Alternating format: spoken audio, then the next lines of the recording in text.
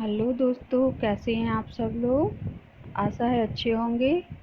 तो आज हम फिर नए वीडियो के साथ हाजिर हैं, जिसमें हम एमपी बोर्ड की क्लास 10th की हिंदी बासंती का पाठ 8 अशोक का हृदय परिवर्तन, जो यशपाल जी के द्वारा लिखा है, इसके अभ्यासकार को देखने जा रहे हैं। तो आइए देखते हैं इसके अभ्यासकार को।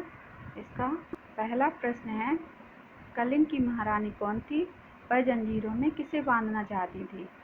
उत्तर है, कलिंग की महारानी अमिता थी। वह जंजीरों में सम्राट अशोक को बांधना चाहती थी। अगला प्रश्न है, सम्राट अशोक के सेनापति का नाम क्या था? उत्तर है, सम्राट अशोक के सेनापति का नाम गोपाल था। सम्राट अशोक ने कहा कि उसने सम्राट से कहा कि सम्राट अभय दान दें, प्रसाद में भय है, सम्राट प्रतीक्षा करें।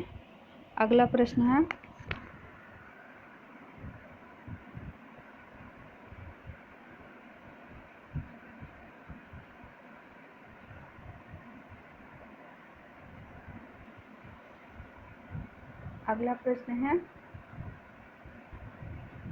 क्या अशोक क्या प्राप्त करना चाहते थे? उत्तर है, अशोक कलिंग का सिंहासन प्राप्त करना चाहते थे। अगला प्रश्न है, अशोक की राज सिंहासन की इच्छा सुनकर अमिता सोच में क्यों पड़ गई? उत्तर है, अशोक की राज सिंहासन की इच्छा सुनकर अमिता सोच में पड़ गई कि इतना बड़ा सम्राट होकर भी कितना बड़ा स्वार्थी और निर्लज्ज है। अगला प्रश्न है, अमिता के किस उत्तर ने अशोक के हृदय को परिवर्तित कर दिया? उत्तर है, अच्छा तुम मांगते हो तो ले जाओ, क्या तुम्हारे पास सिंहासन नहीं है? अच्छा तुम इसे ले जाओ, हम दूसरा ले लेंगे। अमिता ने कि इस उत्तर ने अशोक का हृदय परिवर्तित कर दिया। अगला प्रश्न है, अशोक के बारे में अमिता के क्या विचार थे? उत्तर है, अशोक के बारे में अमिता के विचार थे, अशोक दुष्ट है, अशोक प्रजा से छीनता है, प्रजा को डराता है और प्रजा को मारता है। अगला प्रश्न है, अमिता ने धन की ओर संकेत करते हुए अशोक से क्या कहा? उत्तर है, अमिता ने धन की ओर संकेत करते हुए अशोक से कहा, बोलो तुम्हें क्या चाहिए? अशोक, फल चाहिए, मिष्ठान चाहिए, खिलौने चाहिए, जो चाहिए ले लो, यहाँ सब कुछ है, हम तुम्हें सब कुछ देंगे, तुम किसी से छीनो मत, किसी को डराओ मत और किसी को मारो मत। तुम्हें क्या चाहिए, बोलो। अगला प्रश्न है, अमिता ने अशोक को क्या आदेश दिया? उत्तर है, अमिता ने अशोक को आदेश दिया कि किसी से छीनो मत, किसी को डराओ मत, किसी को मारो मत। अगला प्रश्न है, अशोक ने क्या प्रतिज्ञा की? उत्तर है, अशोक ने प्रतिज्ञा की कि वह किसी से छीनेगा नहीं, किसी को डराएगा नहीं और किसी को मारेगा नहीं। वह हिंसा और युद्ध से विजय की कामना नहीं करेगा। वह कलिंग की विजयी महारानी की भांति निश्चल प्रेम से संसार के हृदयों पर विजय करेगा। अगला प्रश्न है, सम्राट अशोक के चरित्र की विशेषताएं का उल्लेख कीजिए। उत्तर है, सम्राट अशोक के चरित्र की विशेषताएं निम्नलिखित हैं। पहला है, वह परम वीर और परम योद्धा था। वह गुणग्राही, वह स्त्री का सम्मान करता था। वह विनम्र और उदार था। वह दृढ़ निश्चयी था। अगला प्रश्न अनुशीलन से है, मुहावरों का वाक्य में प्रयोग कीजिए। उत्तर है, मुहावरे है उल्टे पांव लौटना। तो इसका प्रयोग है, रास्ता भूल जाने पर वह उल्टे पांव लौट गया। अशोक ने अपने शत्रुओं को पांव तले रोन डाला। कलेजा मुंह को आना। कलिंग की महारानी अमिता की बातें सुनकर लोगों का कलेजा मुंह को आ गया। सांस रोक लेना। अमिता के आग्रह को सुनकर अशोक ने सांस रोक ली। अगला, माथे पर बल पड़ना। अमिता के प्रश्नों को सुनकर अशोक के माथे पर बल पड़ गए। आगे देखते हैं, सही विलोम शब्द लिखिए। तो विलोम शब्द है स्वीकृति, जय, पराजय।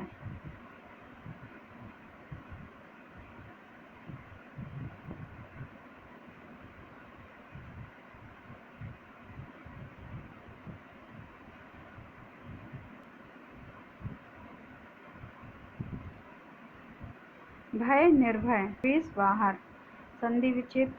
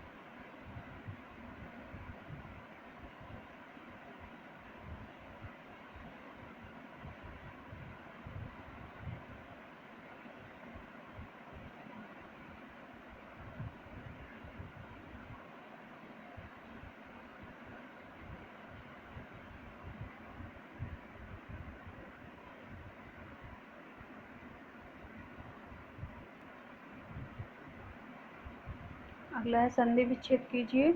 निश्चय निह धन चल विसर्ग संधि, निरुत्तर निह धन उत्तर विसर्ग संधि, सम्मोहन सम धन मोहन व्यंजन संधि, अहा अहंकार अहम धन अंकार स्वर संधि। तत्सम तद्भव शब्दों को छांट कर लिखिए। तत्सम शब्द है स्नेह, अप्रतिम, निर्वाह, पाषाण, निषेध। तद्भव शब्द हैं पत्थर, पूंछ, गज, धर्म, दर्प आदि। वाक्यांशों के लिए एक वाक्यांश लिखिए। जिसे जीता ना जा सके अजेय, जिसे कोई शोक ना हो शोक रहित, कठिनाई से दमन करने योग्य दुर्दमनीय, चारों ओर से ढका हुआ आच्छादित। प्रश्नों को पढ़कर इनके निर्देशानुसार वाक्य बनाइए। मगध के सेनापति गोपाल सतर्क हो गया। वह अपने सैनिकों के द्वार पर छोड़ उल्टे पांव लौट गया। तो इसको संयुक्त वाक्य में बनाएंगे। मगध के सेनापति गोपाल सतर्क हो गया और वह अपने सैनिकों को द्वार पर छोड़कर उल्टे पांव लौट गया। अगला वाक्य है अशोक की पुकार सुनी वह विस्मय से मौन खड़ा हो गया। मिश्र वाक्य में बनाना है। तो अशोक की पुकार सुनकर विस्मय से मौन खड़ा हो गया। कलिंग की महारानी सम्राट अशोक बंध गया और वह तुम्हारा बंदी है। सरल वाक्य में बनाना है। कलिंग की महारानी से सम्राट अशोक बन गया, वह तुम्हारा बंदी है। अगले प्रश्न में वाक्यों को प्रकार बताइए। क्या अभी कलिंग की महारानी का अहंकार शेष है? प्रश्नवाचक वाक्य। अशोक किसी से छीनेगा नहीं। सरल वाक्य। सम्राट अभयदान नहीं दे। नकारात्मक वाक्य। यदि किसी को मारोगे तो वह हम तुम्हें बम्र की भांति बांध रखेंगे। आज्ञासूचक वाक्य। अगला प्रश्न है योग्यता विस्तार से देखिए। दूसरा प्रश्न देखिए। ये सब कक्षा में करने वाले कार्य हैं। अगला प्रश्न है अशोक के हृदय परिवर्तन का केंद्रीय भाव लिखिए। उत्तर है ऐतिहासिक भूमि पर लिखे गए उपन्यास में कलिंग विजय के उन्माद से ग्रस्त सम्राट अशोक की हिंसक वृत्ति को दर्शाया गया है। बालिका द्वारा किए गए अबोध तथा मर्मस्पर्शी प्रश्न अशोक को उद्वेलित कर देते हैं, जिससे अंततः वह अहिंसक होने का संकल्प कर लेता है। कलिंग की रानी अमिता की सरलता सम्राट अशोक के हृदय परिवर्तन कर देती है। अगला प्रश्न है अशोक ने तिरस्कार के स्वर में क्या प्रश्न किया। उत्तर है अशोक ने तिरस्कार के स्वर में प्रश्न किया कि क्या अभी कलिंग की महारानी का अहंकार शेष है। अजय अशोक ऐसी दुस्साहसी रानी का दर्प अपने पांव तले रोंदकर चूर्ण करेगा। अगला प्रश्न है अमिता ने खिन्नतापूर्वक अशोक से क्या कहा। उत्तर है अमिता ने खिन्नतापूर्वक अशोक से कहा तुम हमारा आदेश नहीं मानोगे, हमारा आदेश सबको मानना चाहिए। हम कलिंग की राजेश्वरी हैं, हम प्रजा की माता हैं, तुम हमारे साथ आओ, हम अशोक को बांधकर लाएं। अगला खालिस्तान लिखिए इनके। अशोक कहाँ का सम्राट था? कलिंग का, मगध का। अगला खालिस्तान है अमिता कलिंग की महारानी थी। अशोक का हृदय परिवर्तन लेखक है यशपाल। अमिता ने कहा कि अशोक दुष्ट है। अशोक ने झुककर अमिता को गोद में उठा लिया। सही विकल्प चुनिए। यशपाल का बहुचर्चित उपन्यास दादा कॉमरेड। यशपाल का जन्म 1903 में। यशपाल के साहित्य में चित्रण मध्यम वर्गीय। यशपाल ने विजय प्राप्त की थी कलिंग पर। यशपाल का निधन 1976 में। सही जोड़ी बनाइए। पर्दे की रानी उपेन्द्रनाथ दास, गोदान प्रेमचंद, सूरसागर सूरदास, जूही की कली निराला, सवध कबीरदास। सत्य असत्य लिखिए। सैनिकों के सबसे पहले दल के साथ सेनापति गोपाल था। सत्य। मगध के सैनिकों ने जयघोष किया। सत्य। सैनिकों ने पूछा तुम कौन हो? असत्य। अमिता ने कहा हमें कलिंग का सिंहासन चाहिए। असत्य। अशोक ने अमिता को आदेश दिया। असत्य। अगला प्रश्न है, उत्तर लिखिए एक शब्द में। अशोक का सेनापति कौन था? गोपाल। अजय सम्राट अशोक के लिए भय है, यह किसने कहा? अशोक ने। देवनाम प्रिय मगध सम्राट की जय हो, यह किसने जयघोष किया?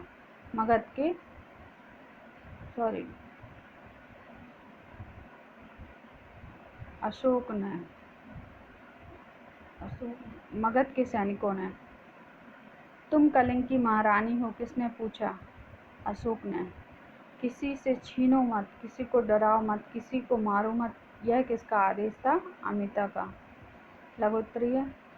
अमिता कौन थी? अमिता कलिंग की महारानी थी। गोपाल ने छत से क्या सुना? उत्तर। गोपाल ने छत से सुना महारानी जंजीर लेकर अशोक को बांधने जा रही हैं।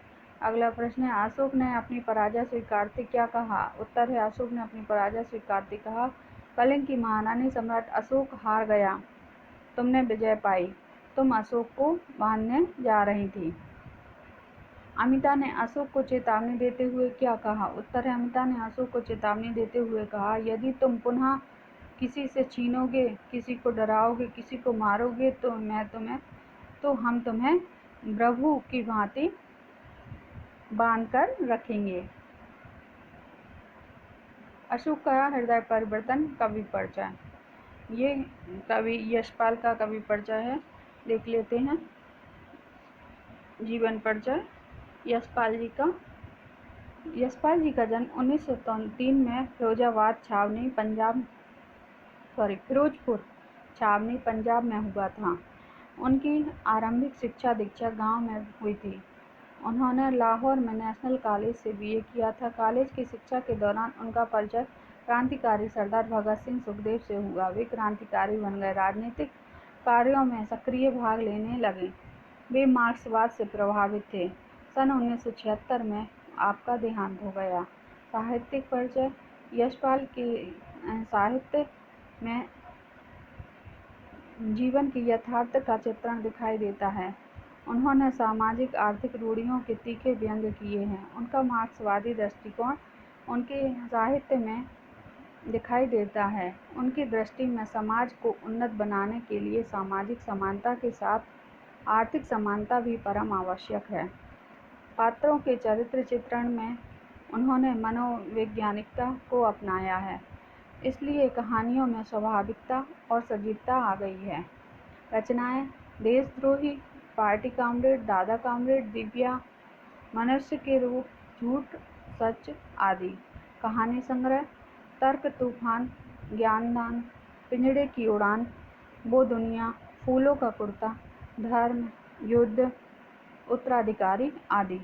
निबंध संग्रह चक्कर क्लब, बात बात में बात, न्याय का संघर्ष, यात्रा वृत्तांत, राह वीथी, लोहे की दीवारों के दोनों ओर, आत्मकथा, सिंहावलोकन 3 भागों में है।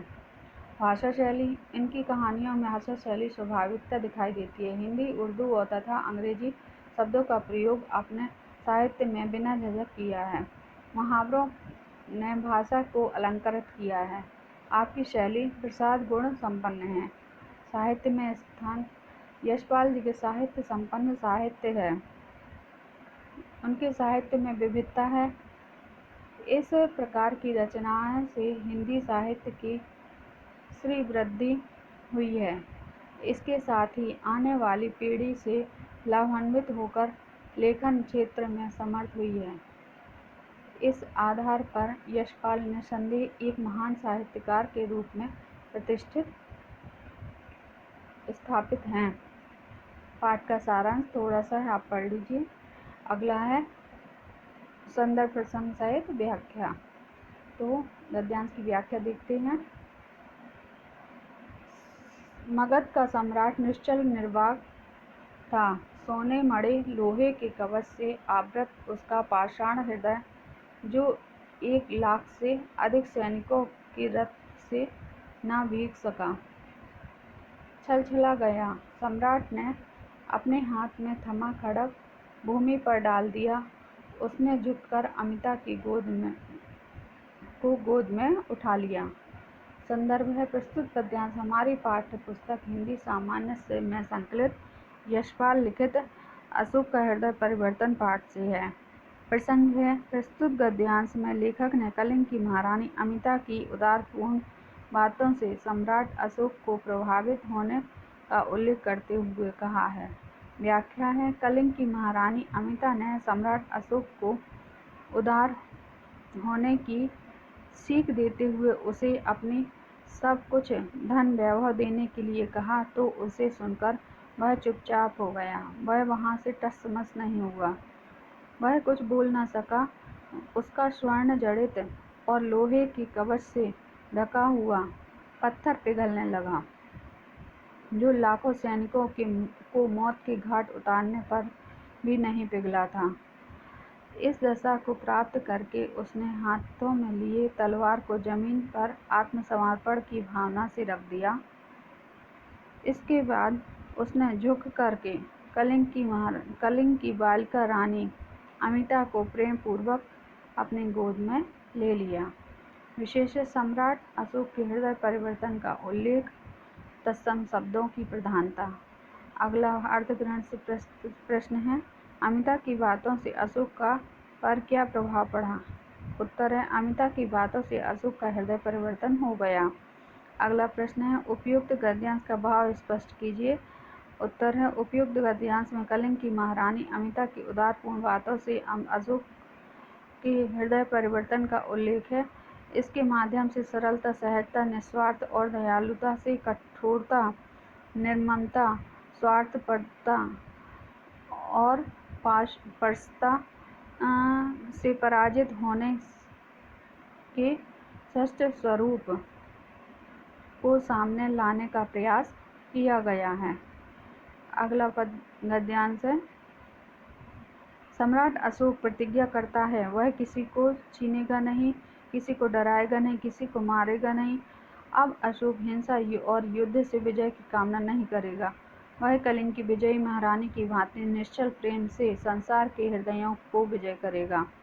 शब्दार्थ है, संदर्भ पूर्वानुसार है। प्रसंग है, गद्यांश में लेखक ने कलिंग की महारानी अमिता के द्वारा दिए गए उच्च विचारों से सम्राट अशोक को प्रभावित होकर क्या दृढ़ संकल्प करता है, उसका उल्लेख करते हुए कहा है।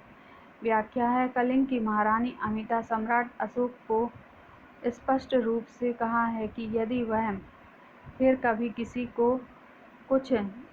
से कुछ छीनेगा नहीं, किसी को डराएगा नहीं, किसी को मारेगा नहीं, तो प्रभु के समान अपने पास बांधकर रख लेगी।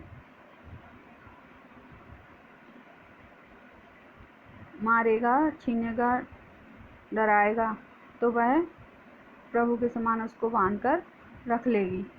इसे सुनकर सम्राट अशोक ने प्रतिज्ञा की कि वह आज के बाद किसी से कुछ भी छीनेगा नहीं, वह किसी को डराएगा ना धमकाएगा और ना किसी को मारे पीटेगा। इस प्रकार वह किसी प्रकार की हिंसा से दूर रहेगा। फिर युद्ध का तो नाम ही नहीं लेगा।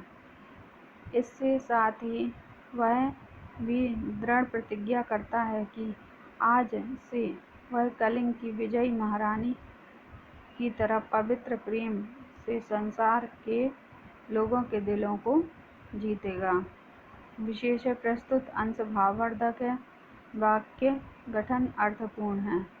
गद्यांश का पहला प्रश्न है, उपयुक्त गद्यांश का उल्लेख किया गया है। उत्तर है, उपयुक्त गद्यांश में सम्राट अशोक के दृढ़ प्रतिज्ञा का उल्लेख किया गया है।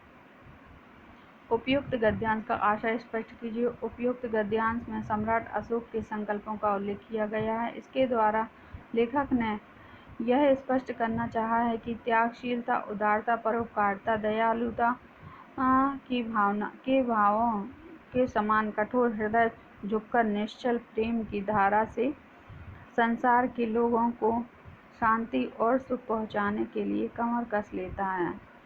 तो देखा हमने इस पाठ को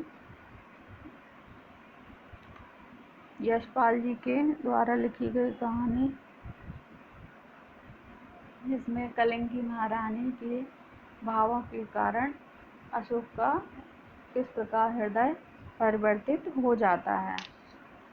तो देखिए इस वीडियो को, पढ़िए और समझिए इस पाठ के संपूर्ण अभ्यास कार्य को। धन्यवाद।